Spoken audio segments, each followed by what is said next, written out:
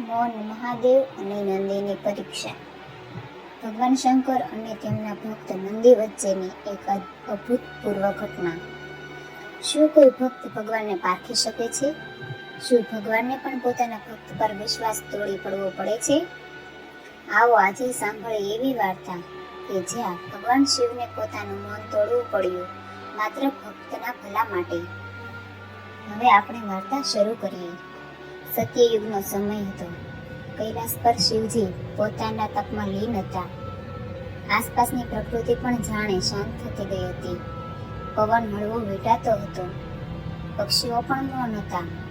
ભોલેનાથ પોતાના તપમાં અનેક વર્ષો સુધી કોઈ દુનિયાની બાબત એમના ધ્યાનને તોડી શકતી ન હતી.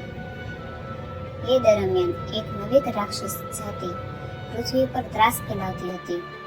દેવી દેવતાઓ એ દુઃખી થઈને બ્રહ્માજી પાસે ગયા. બ્રહ્માજીએ કહ્યું, જોઈએ તો ભોલેનાથ જ રક્ષા કરી શકે, પણ તેઓ તો તપમાં લીન છે. તેમને જગાડવું ખૂબ જ જોખમનું છે. તેઓ ગભરાયા, પણ વળી તેમને કોઈ પણ માર્ગ ન હતો. ત્યારે નંદી ભગવાન શંકરજીના વફાદાર વાહન અને ભક્ત આગળ આવ્યો. એમણે કહ્યું, મારે મારા મહાદેવ માટે જોખમ લેવું પસંદ છે. જો દુનિયામાં દુઃખ છે તો શિવજી આંખ ખોલવી જ પડશે. દેવો તો ડરી ગયા. નંદી, જો ભગવાન શિવ રોષે આવશે તો? નંદી શાંત રીતે બોલ્યા, મારા ભગવાન મને ઓળખે છે. જો હું ભક્તિપૂર્વક જઈશ તો રોષ નહીં થાય. હું જાઉં છું. નંદી કૈલાસ તરફ ચાલ્યો. તાપથી બહાર ધૂળ અને આગ જેવી ગરમી, પણ નંદીના હૃદયમાં તો એક જ લક્ષ્ય, મહાદેવને જગાડવું. તે પહાડ ચડી પવનની ઝડપ વધી રહી હતી. નંદી તપસ્વી શિવજી પાસે ગયો. ભગવાન શિવ જગતથી તટસ્થ રહીને તપમાં લીન હતા. આસપાસ ઋષિઓ અને ગણો માફક પદાર્થની જેમ સ્થિર.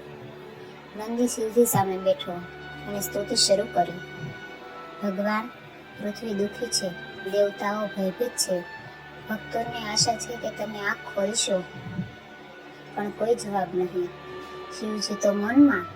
નંદી બીજો ઉપાય કર્યો. તેણે કંટકયુક્ત પથ્થરો પર પગ રાખીને પ્રાર્થના શરૂ કરી. શરીર લોહીથી લથપથ, પણ સ્તુતિ તો ચાલુ જ. દિવસો વીતી ગયા. અંતે નદીએ પ્રાર્થનાનો અંતિમ દાવ ચલાવ્યો.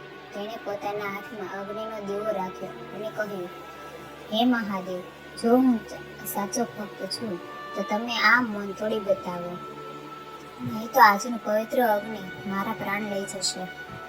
એક ક્ષણે આકાશ ગર્જનાયું, પૃથ્વી કંપાઈ. શિવજીએ આંખ ખોલી. નેત્રમાંથી અશ્રુ વહ્યા. એક ભક્તના પરમ સમર્પણથી પોતે વિઘ્નિત થયા. તેઓ ઊભા થયા. આગળ વધીને નંદીને એમના હાથોથી ઉઠાવ્યા અને નંદીનું શરીર તો લોહી લુહાણ હતું, પણ ચહેરા પર શાંતિ હતી. ભગવાન શિવ બોલ્યા, હે નંદી, તું મારા માટે પ્રાણ અર્પવા તૈયાર થયો. એથી પણ મોટેરે એવું છે કે તું દુનિયાનું દુઃખ મારી સાથે વહેંચવા આવ્યો છે. આજે હું તને વચન આપું છું કે જ્યાં જ્યાં શિવ હોય ત્યાં નંદી હંમેશા પ્રસ્થિત રહેશે.